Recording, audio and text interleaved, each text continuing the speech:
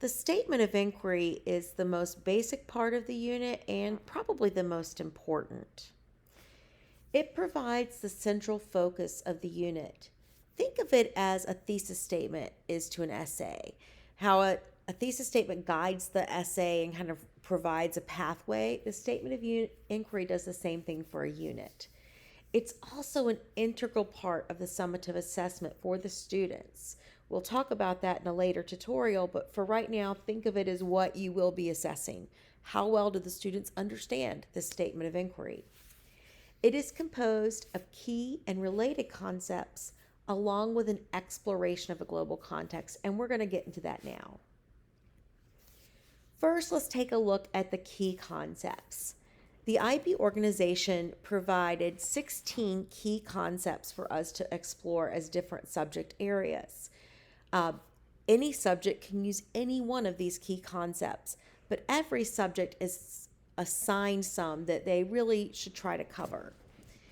So, for example, in individuals and societies, we have 4 that are assigned key concepts. It doesn't mean we can't use the others, but we should try to get these used in the year. They are change, time, place, and space, global interactions, and systems.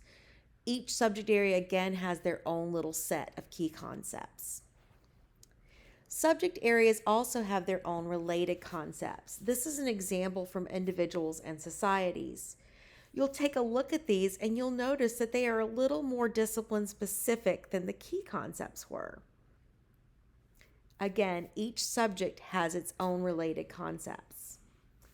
The first step in forming a statement of inquiry is to really think about what you want the conceptual understanding for your students to be. To find that, we take a key concept such as change and no more than 2, it could be 1 or 2, related concepts such as in this case power and causality, and we put those together in a statement to form a conceptual understanding.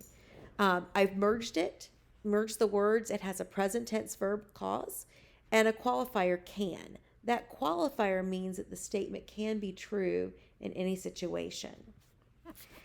The next step is to add your global context exploration. The global context provides the why, really, for our unit. It really kind of helps us tighten that lens of what we're looking at exactly. And to really give us a tight focus, we choose to use the explorations of the 6 global contexts and not just the generic terms of them. So again, we're going to follow my example. I'm going to add a global context, thinking of fairness and development, but choosing that exploration of imagining a hopeful future. I want to give that as my tight focus to my unit. So in adding that to my conceptual understanding, imagining a hopeful future, and adding it to the idea of power can cause change, I'm going to create my statement of inquiry. Here it is. Imagining a hopeful future can cause changes in power. You'll notice that I shifted my conceptual understanding a little bit because to me this makes more sense. There's no right or wrong way of approaching how you merge your 3 ideas together as long as you have them in your statement of inquiry. So let's go ahead, get started on writing those statements, and I look forward to seeing what you have to produce.